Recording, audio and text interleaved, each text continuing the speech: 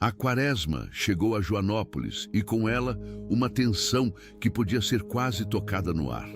Não era o tipo de tensão dos dias de festa, mas algo mais antigo, mais primal. Pelas noites, uivos sinistros rasgavam o silêncio das montanhas, fazendo os moradores prenderem a respiração em suas camas. Não eram uivos de cães comuns, nem de coiotes perdidos. Estes eram diferentes, carregados de uma nota selvagem e, para muitos, familiar demais. Os dias seguintes só confirmaram os piores medos.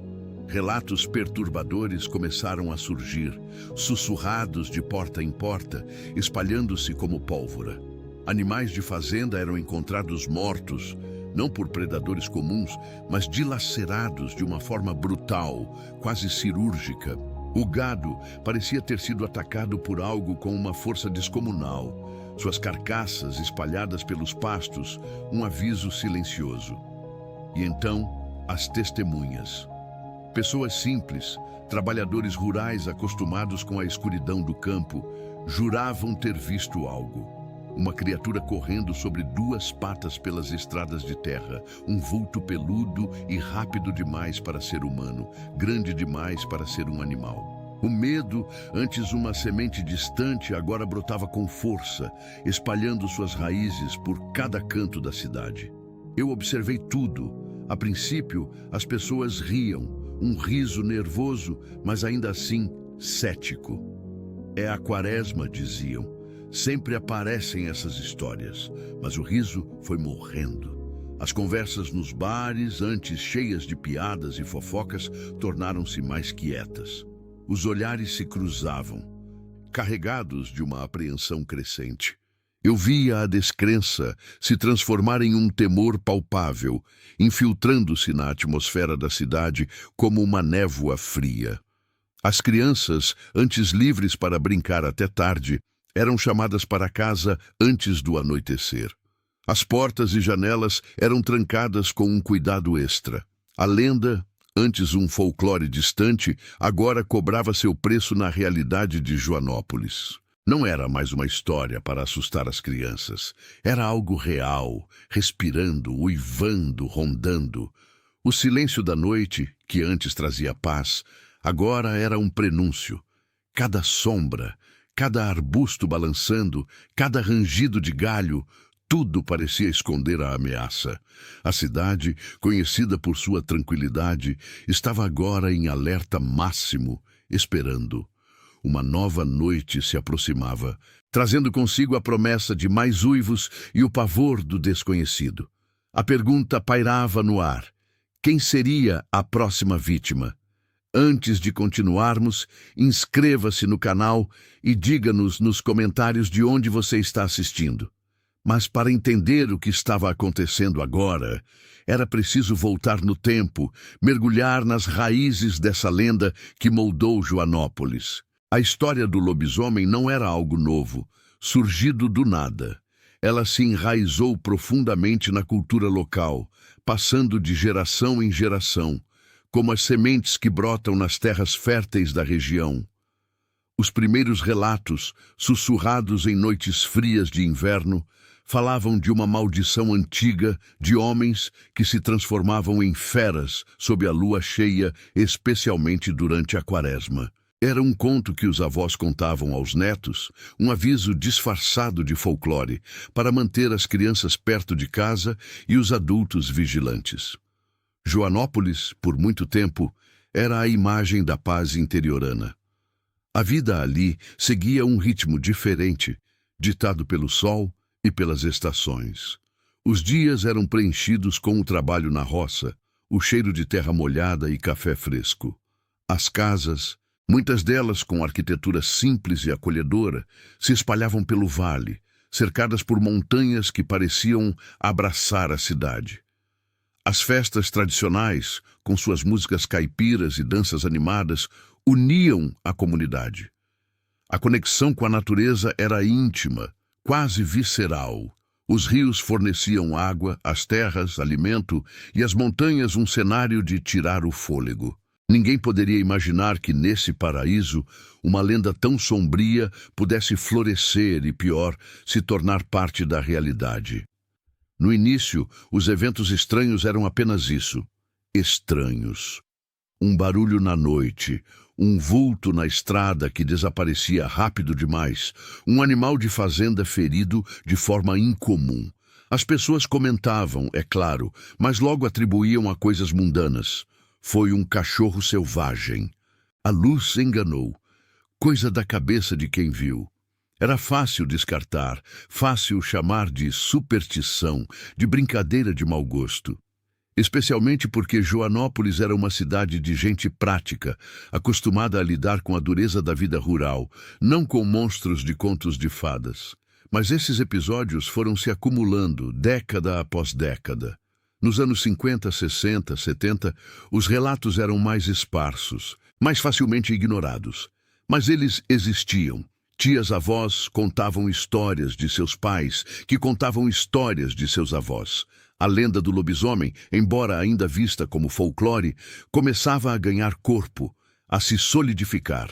Os avistamentos antes isolados começaram a se conectar, formando um padrão que, para os mais atentos, era impossível de ignorar. Aos poucos, a lenda começou a rachar a percepção de Joanópolis. A cidade, antes conhecida por sua tranquilidade, começou a ser vista com outros olhos. Para os de fora, Joanópolis se tornou a cidade do lobisomem, um lugar de curiosidade mórbida. Turistas curiosos começaram a aparecer, esperando ver algo extraordinário, ou pelo menos levar uma boa história para casa. Mas para os moradores, o impacto era muito mais profundo. O estigma da lenda pesava. Alguns sentiam vergonha, outros um orgulho estranho. Mas para muitos era um medo real, uma sombra que se estendia sobre suas vidas. As crianças eram proibidas de brincar nas ruas depois de escurecer. Os adultos evitavam sair sozinhos à noite, especialmente durante a quaresma, quando a lenda dizia que a criatura era mais ativa. As portas e janelas eram trancadas, com um cuidado que ia além da simples segurança. A convivência com o mito moldou a identidade local de uma forma que ninguém poderia ter previsto. O lobisomem, antes apenas uma figura de histórias, havia se tornado um cidadão não oficial de Joanópolis, um vizinho temido e respeitado, cujo retorno era sempre esperado, especialmente quando a lua cheia brilhava e a quaresma se anunciava. A cidade respirava a lenda, vivia a lenda, e a cada uivo nas montanhas, a cada animal morto, a lenda se tornava mais real. Nos anos 1980 e 1990, a lenda do lobisomem de Joanópolis deixou de ser apenas um sussurro antigo e ganhou uma força assustadora. Foi nessa época que os relatos se tornaram mais concretos, mais aterrorizantes, e a criatura pareceu decidir sair das sombras da imaginação para a realidade palpável. O narrador, como muitos outros, ouviu as histórias que se espalhavam como fogo em campo seco, e a tensão na cidade aumentou a cada novo testemunho. Moradores, muitos deles pessoas de reputação ilibada, afirmavam ter visto a criatura atravessando as estradas rurais. Não eram mais vultos indistintos ou barulhos na noite. Eram descrições vívidas, um ser bípede, com o corpo coberto de pelos escuros, correndo com uma velocidade impressionante. Os olhos, alguns diziam, brilhavam no escuro, e a boca mostrava dentes afiados. Era assustador. Uma senhora jurou ter visto a criatura saltar cerca de arame farpado como se não fosse nada, desaparecendo na mata fechada. Um caminhoneiro contou que quase atropelou o que parecia ser um homem enorme, peludo e curvado, que atravessou a pista à sua frente. Ele freou bruscamente e, quando olhou de novo, não havia nada. A mídia local e regional, sempre em busca de uma boa história, começou a cobrir os casos. Pequenos jornais do interior publicavam matérias sobre os avistamentos, e até emissoras de rádio e televisão vieram a Joanópolis para investigar. As entrevistas com os moradores de Joanópolis, antes céticos e agora visivelmente abalados, tornaram-se comuns. Essa cobertura amplificou o mistério, levando a lenda para além das fronteiras da cidade e consolidando Joanópolis como a capital do lobisomem. O que antes era folclore virou manchete. Paradoxalmente, essa onda de medo e visibilidade teve uma consequência inesperada. A cidade de Joanópolis, em vez de tentar se desvencilhar da fama, começou a abraçar a lenda como parte de sua identidade. O lobisomem, antes apenas uma figura de terror, transformou-se em um atrativo turístico. Os moradores que antes se encolhiam de medo encontraram uma maneira de coexistir com o mito e até mesmo de lucrar com ele. De repente, o lobisomem de Joanópolis estava por toda parte. Estátuas da criatura surgiram em praças e estabelecimentos. Artesanatos com a imagem do ser peludo eram vendidos nas lojas de souvenirs. Eventos e festivais temáticos começaram a ser organizados, atraindo visitantes curiosos de todas as partes do país. A cidade passou a investir na sua marca de capital do lobisomem, criando uma narrativa que misturava medo e fascínio de uma forma única. O lobisomem, de certa forma, venceu. Ele não apenas aterrorizou os moradores por gerações, mas também conseguiu se eternizar na cultura local, tornando-se um símbolo, um mascote inusitado. A criatura que rondava as montanhas e estradas rurais agora habitava também a imaginação e a economia da cidade. A lenda se tornou um patrimônio, um elo entre o passado místico e o presente vibrante de Joanópolis. O desfecho dessa história é ao mesmo tempo realista e humano. A lenda do lobisomem de Joanópolis persiste até os dias atuais, sendo contada e recontada, mantendo viva a aura de mistério e fascínio. As crianças de hoje ouvem as mesmas histórias que seus avós ouviam, talvez com um pouco menos de medo, mas com a mesma intriga.